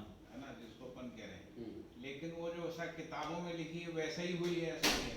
वो साहित्यकार ने अपनी उसमें समाज के हित को ध्यान में रख के अपनी तरफ से कुछ चीजें डाली हैं, उसके चरित्र को गढ़ा है ना। चरित्र को गढ़ने का काम साहित्यकार ने किया, तुलसी ने किया, है ना। जो वाल्मीकि के समय का रामचरितमानस पढ़ेंगे, रामायण पढ़ेंगे और तुलसी का पढ़ेंगे, है ना, तो उसमें अंतर दिखेगा, है ना। अब वो अंतर कहाँ से आया, वो अंतर कहाँ से आया? तो डिफरेंट इंटरप्रिटेशन। अभी 400 साल पहले हुए, वाल्मीकि 2000 साल को। अब गांधी का देखिए 47 में भारत पाकिस्तान किया होगा तो कुछ समझ रहा होगा, पर आज हम कुछ वर्ग ऐसा है कि गांधी ने गलत किया। तो हिस्ट्री में तो इस तरीके के अब आने वाले 100 साल के बाद कुछ अभी सरदार हो जाएगा तो लोग बोलेंगे कि गांधी ने गलत ही किया था। तो वो तो हिस्ट्री कैसे लिखी जाती है और उसके इंटरप्रिटेशन इतना है कि अपन ऐसा मान सकते हैं कि कोई गलत आदमी रहा होगा रावण जैसा, है ना, उसने कुछ अत्याचार, उसको अति व्याप्ति करके उसको बड़ा कहानी बना दिया होगा। जैसा वो कह रहे हैं कि 9 ग्रह जो है उसके बंधक थे। अभी कोई करके बता सकता है? हमारी कल्पना में तो नहीं। आप चंद्रमा को भी नहीं कर सकते, पृथ्वी को तो कर नहीं सकते। और लंका में तो, श्रीलंका में तो लिटरली उसके टेम्पल्स हैं और लोग उसको पूजते हैं रावण को। वही मेरा ये कहना है, उससे कोई समाधान पे नहीं निकलेगा। ये सब विगत की घटनाएं हैं, अभी हमारे पास उनका कोई प्रूफ नहीं है। इसलिए आज जो प्रॉब्लम्स हैं, है ना, आज की जो प्रॉब्लम्स है वो उस समय नहीं थी, है ना। तो आज की प्रॉब्लम से हम यहाँ से आगे बढ़े, हम और विकल्प के साथ चलेंगे। तुलसी ने भी रामचरितमानस क्यों लिखी थी? क्योंकि जो मुगलों का, मुसलमानों का जो अत्याचार था उसके खिलाफ वो हनुमान अखाड़े चलाते थे। हनुमान अखाड़े से काम नहीं चल रहा था तो उन्होंने किताब लिख के मानसिकता बनाने का काम किया। उसके पीछे का पूरा इतिहास यही है। अकबर के समय में तुलसीदास जी हनुमान अखाड़े चलाते थे, उनके बहुत सारे अखाड़े थे और हनुमान मंदिर बनाते थे। बनारस में भी एक हनुमान मंदिर है जो तुलसीदास जी ने बनाया था, है ना। तो उनके परिवार में ये परंपरा थी अध्ययन की, है ना। ब्राह्मण द्विवेदी परिवार के थे, वो सभी कर रहे थे। तो उनको लगा कि लोगों में जागृति लाने के लिए यदि इसको कथा के रूप में लिखते हैं तो लोगों में कुछ तो जागृति आएगी। जैसे RSS राम मंदिर बना रहा है, क्यों बना रहा है? क्योंकि वो सोच रहा है कि राम का ही एक कैरेक्टर ऐसा है, यदि उस कैरेक्टर पे समाज का ध्यान जाता है तो शायद कुछ परिमार्जन आ जाएगा। इसलिए वो राम मंदिर लगे हुए, है ना। पर इवन आज के परिप्रेक्ष्य में ये जो 17 SDGs है, sustainable development goals United Nations के, अगर उसके डिटेल में जाए ना तो एक भी सब्जेक्ट ऐसा नहीं है जो उन्होंने कवर नहीं किया है, एक्सेप्ट जो हम लोग ब्रह्म की बात कर रहे हैं, वो ब्रह्म या जो ब्रह्म सत्य जो है, ज्ञान वाली बात। स्पिरिचुअलिटी या ब्रह्म सत्य कि उसी से ऑटोमेशन में सारा चल रहा है, वो पार्ट उसमें शायद नहीं है। But materialistic point of view या इंक्लूडिंग ऑल योर बायोडाइवर्सिटी से लेके सारे के सारे 17 गोल्स में तो ये सब कुछ है ही, पर हो नहीं रहा है और असंतुलन है। वो जो है ना उसके कनेक्शन नहीं जुड़ रहे, इंटरकनेक्टिविटी नहीं है। इंटरकनेक्टिविटी नहीं। मेरा एक रिसर्च पेपर है इसी पे, इंटरनेशनल जर्नल पे छपा है, मैं आपको भेज दूँ। जो सस्टेनेबल डेवलपमेंट गोल्स है, इसके ऊपर मेरा एक रिसर्च पेपर है, ब्राजील के एक जर्नल में छपा हुआ है, मैं भेज दूँगा। उसमें क्या है कि जो विधि है ना, वो विधि काम नहीं कर रही। देखिए बीबीसी ने एक फिल्म बनाई थी, जिसमें उन्होंने कहा कि जितनी भी समस्याएं हैं एनवायरनमेंट की, इनको जो साइंटिफिक या टेक्नोलॉजिकल सॉल्यूशन के रूप में जितना भी रिसर्च अभी तक हुआ है, यदि उनको सबको अप्लाई कर दें तो भी ग्लोबल वार्मिंग जो है वो सॉल्व नहीं हो रही, क्योंकि उसका संबंध लाइफ स्टाइल से। जैसे हम ये कहें कि लोग जो है इस तरफ दौड़ रहे हैं ना, अंधी दौड़, बिल्कुल अभी तो कोई भी वापस नहीं आ सकता है, तो इसको कैसे वापस लाया जाए? आप डंडे से ला नहीं सकते ना, तो वो समझदारी से ही ला सकते। जब तक समझदारी नहीं आएगी आदमी वापस नहीं आएगा, क्योंकि ज्ञान ही आपको सबसे आकर्षक चीज जो मानव जाति में वो ज्ञान है, ड्राइविंग फोर्स ज्ञान। Driving force. हम लोग ज्ञान को छोड़ के सलूशन तलाश रहे हैं, शासन विधि से, दंड विधि से, है ना, दबाव डाल के। जैसे पॉल्यूशन का अवेयरनेस आ जाए तो कोई इंडस्ट्री नहीं लगाएगा, है ना, समाज भी लगाने नहीं देगा। अभी हम दंड विधि से कह रहे हैं, क्योंकि जल्दी करना है ना, जल्दी चाहिए, इसलिए शासन व्यवस्था के थ्रू इम्प्लीमेंट करना पड़ रहा है ना। हाँ, क्योंकि 700 करोड़ लोगों को अवेयरनेस और ज्ञान का जंगल में जा जाके देना, अभी एक ऑर्डिनेंस पास किया और नीचे ज्ञान भी दिया, तो दोनों प्रोसेस साथ में है। वो जो अर्थ समिट में जो डिक्लेरेशन साइन हुआ था, हाँ, उसके बाद हिंदुस्तान में इंफ्रास्ट्रक्चर बढ़ा है कि घटा है? बढ़ा है, सड़कें बढ़ी हैं, ब्रिज बढ़े हैं, सब बढ़ा है ना। तो हम कहाँ हम सुधरे? कहाँ सुधरे? कोई देश नहीं सुधरा। कागज में कुछ भी लिख दीजिए आप, है ना, पॉल्यूशन बढ़ा है या घटा है? बढ़ा है। तो हम तो कह रहे हैं कि सस्टेनेबल डेवलपमेंट गोल में हमने इतना अचीव कर लिया, लॉकडाउन में घट गया, है ना। कहाँ अचीव? वो तो मजबूरी में हो गए। उसमें भारत सरकार ने क्या किया उसमें, या यूनाइटेड नेशन ने क्या कर लिया? वो तो हो गया मजबूरी में, आदमी डर गया, आदमी घर में बैठ गया, इसलिए थोड़ा सा कम हो। तो समझदारी के बिना नहीं होगा, समझदारी लाना, और उसके सलूशन निकल नहीं रहे। रिलीजियस जो भी स्क्रिप्चर्स हैं उससे निकल नहीं रहे, मतलब इसको हमको स्वीकारना पड़ेगा और पीड़ा के साथ स्वीकारना पड़ेगा। सलूशन निकलता है तो कोई बात नहीं, रामचरितमानस से निकलता है, करो बिल्कुल। हम तो मुक्त होना चाहते हैं समस्या, वेदों से निकलता, उपनिषद से, बाइबल से, कुरान शरीफ से, कम्युनिस्ट आइडियोलॉजी से निकलता, निकालो, है ना। हम जीना चाहते हैं और आगे की जनरेशन को बचाना चाहते हैं, बचाओ। किसी के पास हो तो बताए समाधान, हम लोग सब सुनने को तैयार है, समाधान निकालो। आप देख लीजिए, आप ही का कहना है कि बढ़ रहा है, घट नहीं रहा है, जबकि ये सस्टेनेबल डेवलपमेंट गोल से पहले मिलेनियम गोल थे, है ना। हाँ, तो मिलेनियम गोल और इसके बीच में 10 साल की यात्रा हो गई, या 12-15 साल की हो गई ना। कब का था? 2007 या 8 का था मिलेनियम गोल, है ना। तभी कितना 13-14 साल हो गए। 13-14 साल में हम माइनस क्या हुए? पोल्यूशन में कम हुआ कि ग्लोबल वार्मिंग में कम हुआ, क्या में गरीबी में एक भी गोल अचीव नहीं हो रहा है। कागज में तो हो रहा है, वो तो कह रहे हैं कि हम काफी चीजों में हो गया, बड़े हैं। फिर वो दूसरा गणित चलता है, वो गणित ऐसा चलता है कि यदि हम इतना नहीं करते तो ये जितना 5-10 साल में होना था वो हमने थोड़ा सा कम कर काम दिया। किया ज़्यादा हो जाता था। तो जैसे डिजास्टर प्रॉफिट में मैनेजमेंट। लॉस। आप लोग उसको भाषा को अच्छे समझते अच्छे समझ सकते हैं। हैं। हमारे एक मित्र थे सिंघानिया जी, तो वो कहने लगे यार आजकल हम बहुत लॉस में जा रहे हैं। तो हम थोड़ा चिंतित हो गए, अपन तो सीधे साधे बिजनेस किया नहीं अपन ने। तो बहुत चिंतित हो गए। हमने कहा अच्छा भाई साहब ऐसा करो, हमारी सैलरी बंद कर दो, हम अपना कर लेंगे। तो उन्होंने कहा कि इतना भी परेशान होने की बात नहीं। तो मैंने कहा फिर ये आप लॉस क्या हुआ फिर आपका? तो कहने लगे हम पिछले साल तक जो है 3 करोड़ रुपए कमा रहे थे, इस साल 2 करोड़ कमाए, तो 1 करोड़ का लॉस हुआ कि नहीं? तो इस आप प्रॉफिट में ला वैसे ही ये सब मिलेनियम बोलता है।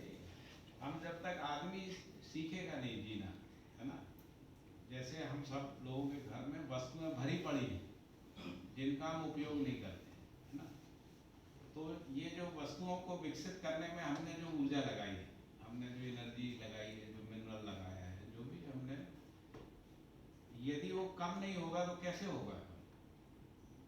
है ना, हम ये नहीं कह रहे कपड़े पहनना बंद कर दो, है ना, लेकिन हमारे पास कपड़े 200-200 रखे हुए हैं, चप्पलें जो है 100-100 रखी हुई, हम उपयोग कितना कर रहे हैं? है ना, हमारे पास समझ ही नहीं है, हमारे पास समझ ही नहीं है कि कपड़ा हम क्यों पहनते हैं। हम बच्चे को भी नहीं समझा पा रहे कि भाई तुम कपड़े का क्या मतलब है, कपड़े पहनने हैं। हम तो कह रहे हैं कि तुम ये वाला सूट ले आओ, वो ले आओ, ये कपड़ा खरीद लो, वहाँ इंग्लैंड जा रहे हो तो वहाँ से भी कुछ ले आना।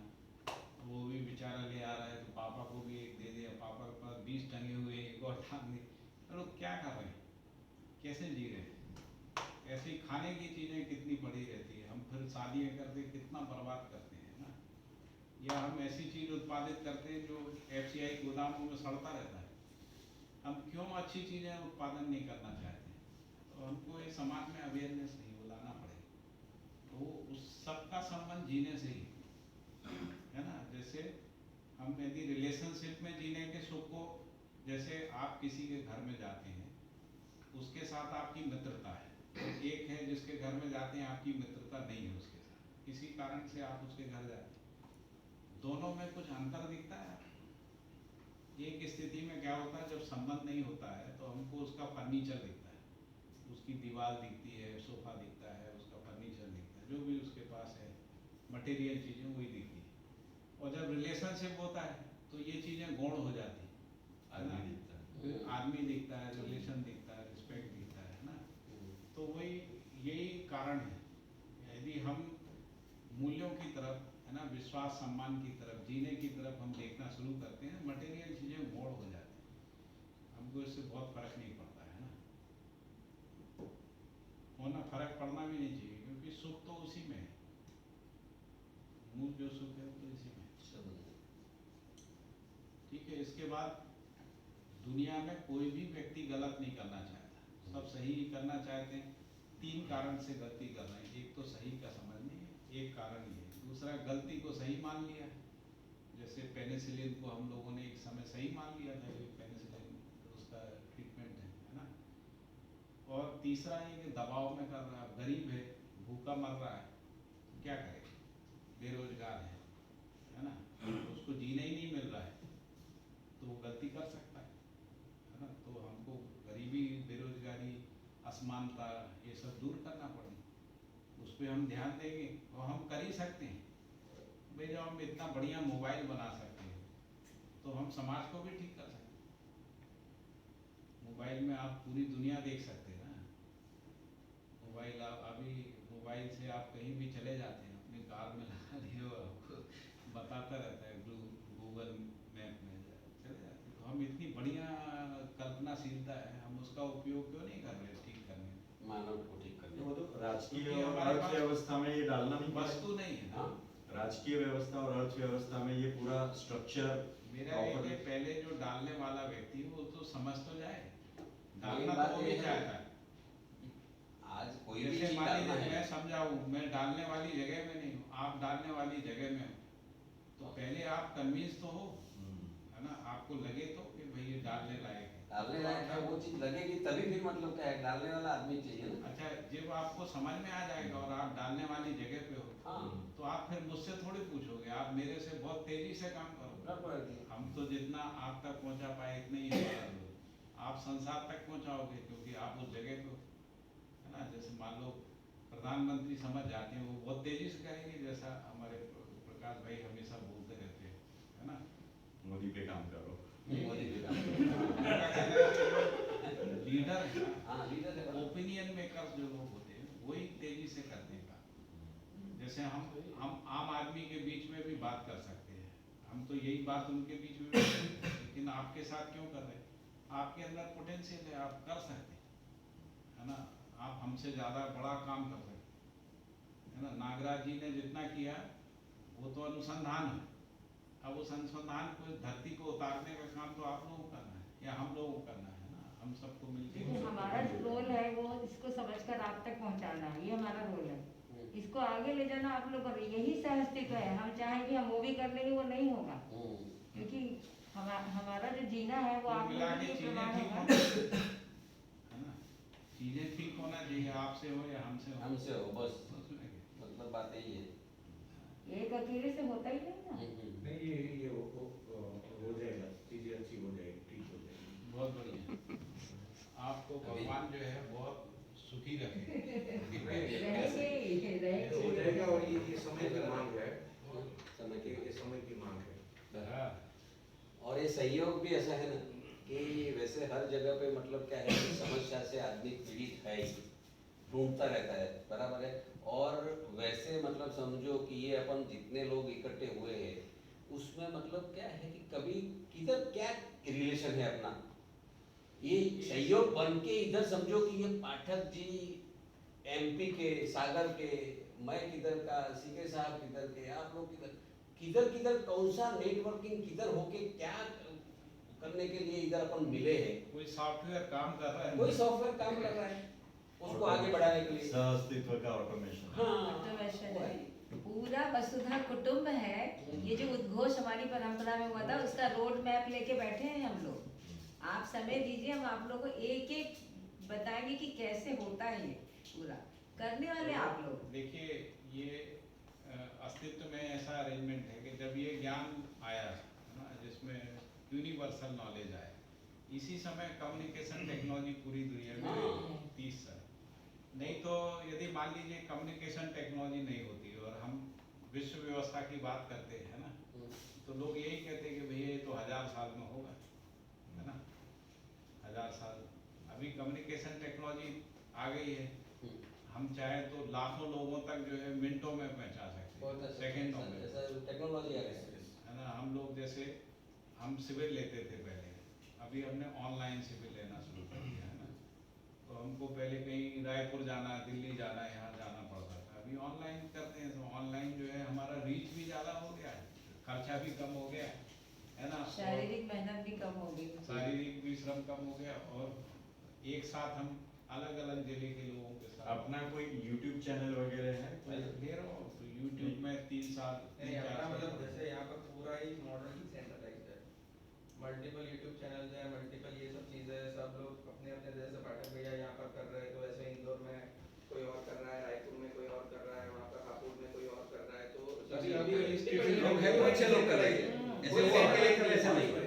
નોન ડુઈંગ માં જ આ થાય છે સહઅસ્તિત્વમાં બધા કામ કરી રહ્યા છે, આ મિસિંગ પાર્ટ હશે એ ઓટો મોડમાં એ કનેક્ટ થતું જશે, કારણ કે આખું ડિઝાઇન જ એ છે એમાં કોઈ વ્યક્તિ મહત્વ છે જ નહીં, વ્યક્તિ મહત્વ કન્ટેન્ટ છે, એટલે આ કોઈ બાબતો કોઈ કોન્ફ્લિક્ટ જ નથી કરતું, જે છે એમાં એડ કરે છે, એટલે એ બહુ कोई संस्था की या व्यक्तिवाद की बात नहीं है, नहीं, संस्था है ही नहीं, कोई धर्म संस्था की या नहीं है। संस्था की या किसी एक व्यक्ति की बात ही नहीं है। कोई व्यक्ति नहीं है, सिर्फ विचार का मतलब जो है वो विचार है कुल मिलाकर, बाकी कुछ भी नहीं है, सब हम लोग अभी मेरे को अच्छा लगा तो आप लोगों के साथ शेयर करने का मन हुआ, तो चलो भाई पाठक जी लोग बुलाते हैं, आप लोग आओ और बैठते हैं, करते हैं, इसमें किधर संस्था की जरूरत, किधर क्या हुआ। नागराज जी के पास एक व्यवस्था के भागकर से उससे आगे कोई नहीं, नागराज जी का फोटो क्या है, उसको मिला दिया बराबर, आगे कुछ है ही नहीं।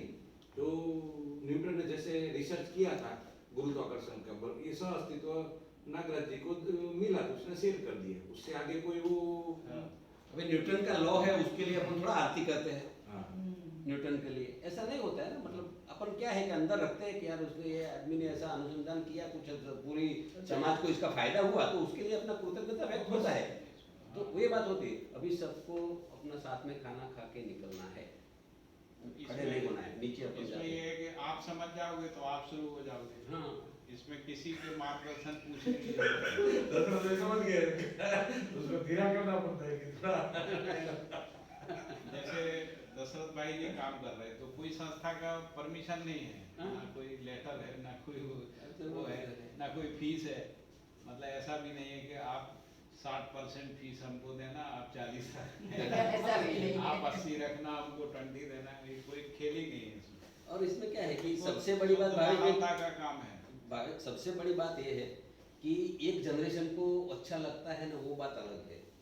अभी समझो कि हमारे परिवार में हमने 18 लोगों ने साथ में शिविर किया, मतलब सब 16-17 लोग जो भी, हमें सबने साथ में शिविर किया। बच्चे से लेके सबको ये चीज़ स्वीकृति हुई कि हमारे काम की चीज़ है। अभी इसका एविडेंस एक लड़का तो बैठा है इधर, ये हमारी बेटी है, इससे पूछ लीजिए आप। बेल्जियम वाला लड़का हर शिविर के लिए बेल्जियम से आता था। दशरथ भाई ने एनरोल करवा ने, ये बहुत सહેલું है। हिमांशु भाई ने कहा દીકરી ને કરવી ને કરું है। चलिए अच्छा, चलिए 5 मिनट जो है हमारी बेटी को सुनिए आप थोड़ा सा। बताओ भाई तुम्हारा अनुभव क्या है, मालूम इधर आ जाओ। और मैं रिकॉर्डिंग करूँगा। हाँ। क्या? आपको विश्वास होगा ना, नहीं एक वो आपने उदाहरण देखा है कि और ये सिसोदिया जी वाला जो आप बता रहे हैं, वो पूरा का पूरा एनरोलमेंट हो गया उनका भी, नहीं, या सिर्फ शिक्षा को लेके हुआ? शिक्षा को शिक्षा खाली शिक्षा को। full fledged। नहीं अभी पार्ट- देखो भाई भावेश भाई, सिसोदिया जी का क्या बात है कि उनको ये कंटेंट मिला था, तो ये कंटेंट के रेफरेंस में क्या मिला था, तो उनको परिचय शिविर मिला था, उनको ये मालूम था कि शिक्षा, वो बाबा जी के कनेक्शन में भी थे वैसे, लेकिन पूरा ही अध्ययन में लग चुके थे और पूरा ही अध्ययन किया था, और मतलब पूरा उसी में है ऐसा नहीं है उनका। तो उस रेफरेंस से उनको ये मालूम था कि करना क्या है, तो उस रेफरेंस से सही लोगों को लाना, और उस सही लोगों, अभी क्या होता है कि जैसे कोई भी इंस्टीट्यूशन है, तो अभी इंस्टीट्यूशन जैसे समर्थ की बात कर ले, तो अभी मुझे एनरोल किए बिना मैं ऐसा बोल दूंगा कि भाई मेरे नीचे जो पूरे लोग हैं उन लोगों को करा दो, नहीं होगा। नहीं इसलिए होगा क्योंकि एक पॉइंट पे कहीं ना कहीं मेरा ही विरोध आ जाएगा, क्योंकि मैं नहीं समझा। इसीलिए टॉप डाउन अप्रोच होना जरूरी है। तो टॉप डाउन में सिसोदिया जी वहां पर बैठे थे, तो उन्होंने वैसे अगर उनका उतना ही अगर पूरा अध्ययन या तो फिर अभ्यास होता तो वो खुद ही कर देते, लेकिन सब लोगों को एनरोल ही किया है उन लोगों ने, जो जिन लोगों को मतलब इनका पूरा डिटेल में अभ्यास है उन लोगों को एनरोल किया, उनके थ्रू करवाया है, वैसे उन्होंने खुद ने नहीं किया है। तो उस रेफरेंस से जैसे किसी एक व्यक्ति ने परिचय शिविर कर लिया है, उसके आचरण को हम लोगों ने दूर से थोड़ा देखा है, और उस रेफरेंस से हम लोग अपने अंदर तर्क लगा लेते हैं कि भाई ये सही नहीं है कंटेंट, तो उससे बेटर है कि इस कंटेंट को पूरा एक बार देखा जाए, उसको स्वयं में जांचा जाए कि नहीं मेरे लिए सही है कि नहीं। हाँ। मनीष सिसोदिया जी के लिए जो है वो ठीक है, उसको साइड में रखो, मेरे लिए सही है कि नहीं उसको बस उसी रेफरेंस से देखना है, और अगर तो बाकी के लिए सही होगा। हिमांशु भाई के अंदर बैठ गया तो ही इज अ कंटेंट का वो ब्रांड एम्बेसडर बन जाएगा। सबका अध्ययन अलग अलग का, जो करेगा वो आगे जाएगा। और ऐसा नहीं है कि मतलब जो 10 साल से लगा है उसकी गति बहुत ज्यादा है, और जो अभी 2 साल से लगा है उसकी गति कम है। ये तो सभी लोगों की अपनी अपनी गति पे डिपेंड करता है कि वो कौन कहाँ पर कितनी तेजी से कहाँ पहुंच रहा है उसी चीज पे है। आप जैसा होगा ना कंपटीशन नहीं, जो कोई जैसा यार कोई competition नहीं। सबकी लेने की आप स्पीड जैसे अलग है, होंगे तो इसको तो बांधने की स्पीड अलग है, सब अलग अलग है। ये तो ऐसा है, आपकी सफलता भी उत्सव है, हमारी सफलता भी उत्सव है, इधर कंपटीशन है मानव जाति के लिए। और वो राजी हो जाएंगे। आप अगर समझो 15 साल की यात्रा आपने 15 दिन में उठा ली, हाँ। तो हैप्पी हो जाएगा। Happy हो जाएगा। तो और दूसरा उसका मकसद भी वही है वही है कि आप जैसे लोगों को दिया जाए जिससे उसका स्केलेबिलिटी बढ़े। हमसे कम समय में आप समझ जाओ, यही हमारी सफलता है। और बाबा जी अनुभव की जो डेफिनेशन है वो वही चलो बेटी बोलते को, थे ना। बेटी को चलो हाँ, बराबर। बताइए क्या हुआ? जो भी हमें बताना जो हाँ, क्या आपको युवा क्या लगा मध्य दर्शन के। हाँ, आप लोगों के लाइफ में क्या लगा, क्या है ऐसी बात? क्या लगा? तो मेरा जब 12th कंप्लीट हुआ उसके बाद बाबा जी का उसी साल देहांत हुआ जब मेरे 12th बोर्ड चल रहे थे। तो पता था कि बाबा जी से लोग सीखने आते हैं, और माता जी से पता था कि उनके पास हर प्रश्न के उत्तर हैं और यहाँ से कहीं से मार्गदर्शन मिलेगा।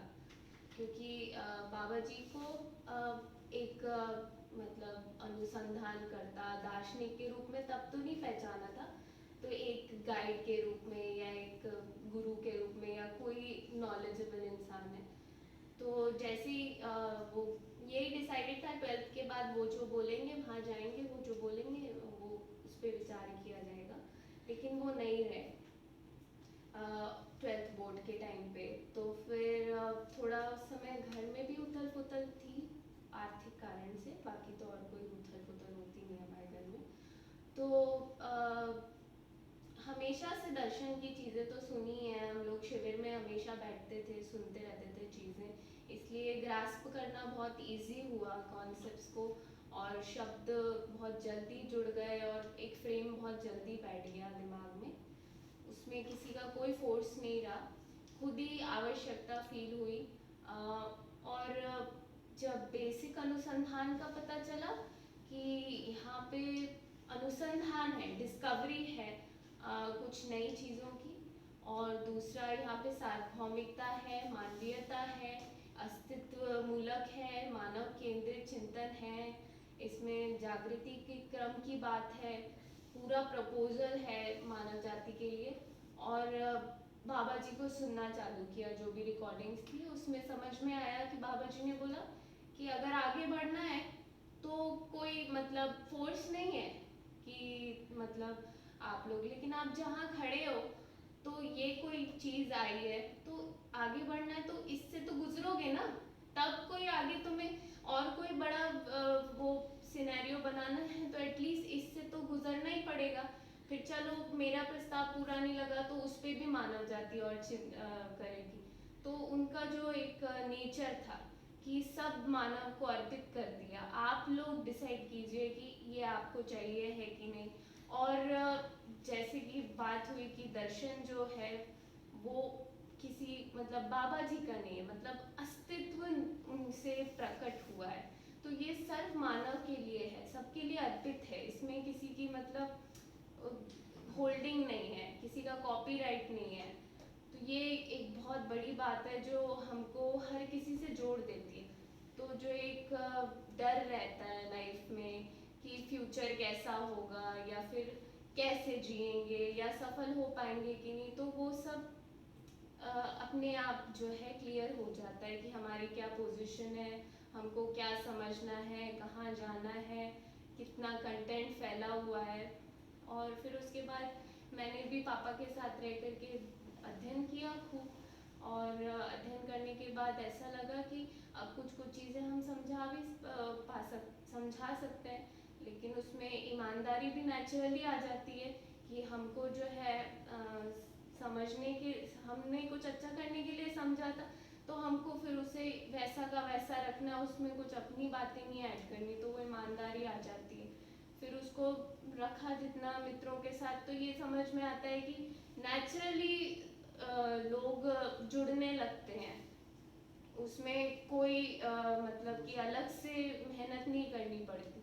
और फिर उसके बाद मतलब इतना हम लोग की फैमिली में इतना प्रैक्टिकल है ना ये सब जीना, परिवार हमारा पूरा साथ में लगा हुआ है। फिर बाबा जी के परिवार को देखा तो पूरा परिवार विधि से ही पूरा कार्यक्रम चल रहा है, तो हमको कोई भी ऐसी बात जैसे बोल रहे हैं यूटोपिया है या फिर रहस्य, ऐसा कुछ लगा ही, हमको लगा ये तो हो ही रहा है और लोग ऐसे ही करना चाहते हैं और इसलिए लोग हमसे जुड़ जाते हैं, आके चिपक जाते हैं। तो हम कभी भी मतलब अकेला फील नहीं करते, या हमें ऐसा लगता है हमारे पास कोई कार्यक्रम नहीं है, और हम ये देखते हैं कि हमारे साथ रहते हैं लोग तो उनके अंदर वो चीज़ें फ्लैश हो जाती हैं, वो कार्यक्रम फ्लैश हो जाता है, उस अपेक्षा के साथ वो रहते हैं। तो ये भी नहीं लगता कि हम कम्युनिकेट नहीं कर सकते, कहीं ना कहीं उनके अंदर भी वो आइडिया है, तभी तो स्वीकृति हो रही है, अगर नहीं होता तो वो स्वीकृति भी नहीं हो पाती। तो एक तरह से जैसे जैसे आगे बढ़ते जाते हैं तो और क्लैरिटी बढ़ती जाती है, मतलब इसमें कोई भी ऐसा नहीं है कि हम मतलब तर्क पूर्वक और आगे बढ़ते जाएं या लाइफ में और जीते जाए तो कहीं प्रश्न और बढ़ जाएंगे या ऐसा कुछ होगा, ऐसा नहीं होता। सबका समाधान होता है और मतलब दिखने लगता है। आप लोग सबके अंदर। कॉलेज में अभी ये वातावरण में, आप घर में अलग वातावरण है, आप बाहर जाते हैं, कॉलेज है, ये सब है, तो चारों ओर मतलब जो अभी सब जगह पे जो पे है, तो वो सब चीज़ का प्रभाव और आपके पर कैसे, क्या वो बात का क्या आपको उसमें क्या लग रहा है? उसका जैसा सब पे प्रभाव पड़ता है वैसा हम पे भी पड़ता है, लेकिन हमको मतलब हमको प्रेरणा मिलती है कि हमको इसको बदलना है, तो हम मतलब काम करते हैं। हम ये पूरा प्लान बना रहे हैं उस पे कि हमको भी शिक्षा में काम करना, हमको कंटेंट डेवलपमेंट का काम करना है। माता पिताजी लगे हुए हैं तो उनको फ्री करना है बाकी चीज़ों से, हमको उस चीज़ की रिस्पॉन्सिबिलिटी लेना है। तो ये पता है कि वो रिस्पॉन्सिबिलिटी इंडिविजुअलिस्टिकली नहीं चलेगी, वो परिवार विधि से चलेगी। तो मैंने और मेरी बड़ी बहन ने मिलकर के सोचा है कि मम्मी पापा को फ्री करेंगे और हम लोग परिवार की जो भी वैसी आवश्यकताएं रहती हैं उसका हम लोग ध्यान देंगे। और फिर उसके बाद हमने ये भी देखा कि ऐसी सब चीज़ें करने में अध्ययन नहीं रुकता, अध्ययन होता रहता है, क्योंकि हमने मम्मी पापा को वो करते हुए देखा है। और फिर उसके बाद ये बात है कि इसमें ऐसा कुछ नहीं है कि अगर आप कुछ काम करने लग जाओ तो संबंध छूट जाएगा, ये संबंध में चले जाओ तो काम छूट जाएगा, ऐसा कुछ नहीं होता है। हम अपनी उपयोगिता पूरे टाइम करते ही रहते हैं। हमारे घर में कोई आता है, हम उसको खिलाते पिलाते ही हैं, खिलाते पिलाते मतलब हमारे, मैं जब किचन में खाना बनाती हूँ तो मेरे बगल में आकर के फ्रेंड्स खड़े रहता है, तब भी बात होती है। तो मतलब कुल मिलाकर के बात जो है दर्शन की ही होती है, और उसके अलावा और कुछ मतलब अभी दिखाई तो नहीं देता। और धीमे धीमे ये भी समझ में आ रहा है कि ये जो भौतिकवाद है या अध्यात्मवाद है, ये कहीं ना कहीं हमारी की फंस गई थी, उसके कारण है, या फिर कहीं ना कहीं हमने कुछ और ही समझ लिया है ना। लेकिन वो भी पूरा मतलब दिख जाता है, उसके लिए भी कृतज्ञता हो जाती है, या उसके लिए एक्सेप्टेंस हो जाती है कि चलो इसने गड़बड़ी की लेकिन ये भी ठीक करेगा। ऐसा जैसे अभी मेरा एक फ्रेंड था तो वो बोल रहा था कि मतलब बड़े बड़े साइंटिस्ट हैं, मैंने बोला कि उन लोगों की योग्यता पात्रता काफ़ी होती है, तो उसने बोला ये तो तबाही में लगे हैं। तो मैंने बोला अभी हम भी कोई ऐसी सिचुएशन में है नहीं कि हम भी कोई बहुत महान काम कर रहे हैं, अभी उनके पास भी प्रपोजल नहीं है, हमारे पास तो किसी योग संयोग से आ गया, लेकिन उनके पास भी आएगा तो वो भी अच्छा काम करेंगे, सब करेंगे। मतलब ये कुल मिलाकर के मेरा काम नहीं है, ये सर्व मानव का काम है। मेरे लिए तो ऐसा भी नहीं है कि मतलब आप सब बड़े बड़े लोग हैं तो उनके लिए भी काम है। मेरे तो जितने मित्र हैं उनका काम है, और मेरे लिए जितने मेरे माता पिता बाकी सब बड़े हैं उनका भी काम है, और सबका लगा ही हुआ है। मतलब हम एक्सक्लूड नहीं कर सकते। जैसे मेरे जो दादाजी हैं, नाना जी हैं, मौसी लोग हैं, बुआ लोग हैं, वो लोग अभी दर्शन नहीं करते, लेकिन उनका पूरा सपोर्ट रहता है हमारे लिए। तो लेकिन वो लोग पूछते हैं कि मतलब आपको अजीब नहीं लगता कि वो नहीं करते हैं? तो मैंने बोला अजीब नहीं लगता, क्योंकि जब भी करेंगे तो इधर ही आएंगे, और कोई रास्ता ही नहीं है, तो यही रास्ता प्रतीक्षा कर रहे हैं। हम प्रतीक्षा करेंगे, और नहीं करेंगे तो फिर हम करेंगे ना, हमको अच्छा लगता है करके मतलब उसमें कोई हमको कोई प्रॉब्लम नहीं है। कि जैसे मेरी एक सिस्टर है, वो नहीं अभी अध्ययन करना चाहती, तो मेरे को पता है कि जब मैं उसके लिए नहीं करना चाहती तभी मेरे लिए प्रॉब्लम होती है, जब मैं उसके लिए करती रहती हूँ तब मैं खुशी रहती हूँ। मतलब कभी मेरे अंदर आ जाता है कि ये बड़ी बहन है तो ये मेरे को पैम्पर करे, लेकिन वही समस्या का कारण हो जाता है जब हम मतलब दूसरे को देखने लगते हैं। जब हम अपने आधार पे करते हैं, समझ के करते हैं, तो उसमें कुछ ऐसा नहीं लगता कि हमको नहीं करना है या हम दुखी हो जाएंगे या बोझ हो जाएगा। बल्कि मैं यहाँ पे पापा ने लिखा था कि सदुपयोग और सुरक्षा, तो मेरे को अभी मैंने इस साल लॉकडाउन में पिछले साल जो अध्ययन किया तो उसमें वो बात बहुत क्लियर हुई कि सदुपयोग ही सुरक्षा, सुरक्षा ही सदुपयोग है। मतलब ये शरीर है, इसका हम यूज नहीं करेंगे तो लॉकडाउन में दुखने लग गया, घर में बैठे रहे, काम ही नहीं, जितना हम काम करते हैं उतना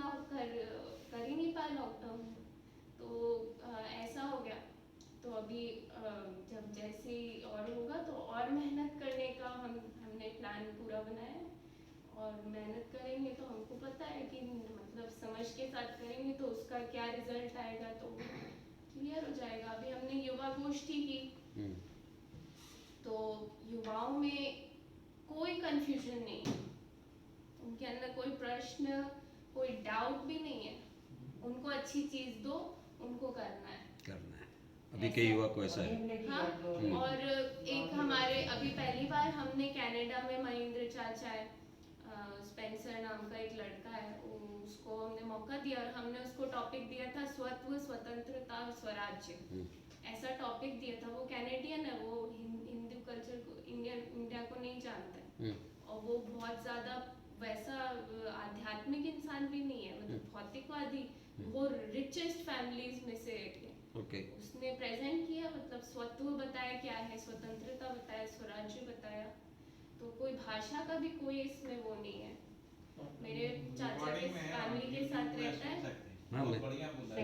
मैं सुना स्पेंसर का ना, तो हम लोगों को ऐसा लगता है कि नई पीढ़ी नहीं सुनेगी, ऐसा कुछ नहीं। बच्चे भी तैयारी बैठे हैं, उनको सही बात मिलेगी वो दौड़े पड़ेंगे, है ना। हम ये भी कई बार मान लेते हैं बुजुर्ग नहीं सुनेंगे, बुजुर्ग भी प्रतीक्षा कर भाई, ये तो समझ तो सबको चाहिए ना, ऐसा है। अभी ये दोनों भाई आए हैं, उनका परिचय आपके थ्रू आए क्या? मेरा नाम आकाश पटेल है और वस्त्राल BLLB मैंने ग्रेजुएशन किया हुआ और एजुकेशनल में शैक्षणिक प्रोफेशनल में एजुकेशनल कंसल्टिंग के साथ वर्क कर रहा हूँ और आर्यन चैरिटेबल ट्रस्ट करके मैं सभी युवाओं का एक लीडरशिप का वर्क कर रहा हूँ, सोशल एक्टिविटीज पे जुड़े हुए last 7 years. They are doing lot of charity activity, and especially all well-established students, and they're doing excellent. और ये राणा पटेल नाम है और मैं भी वहाँ से हूँ, वस्त्राल से, और BE मैकेनिकल किया है और अभी स्टार्टिंग किया है बिजनेस का। Okay, good. चलो तो सब साथ में नीचे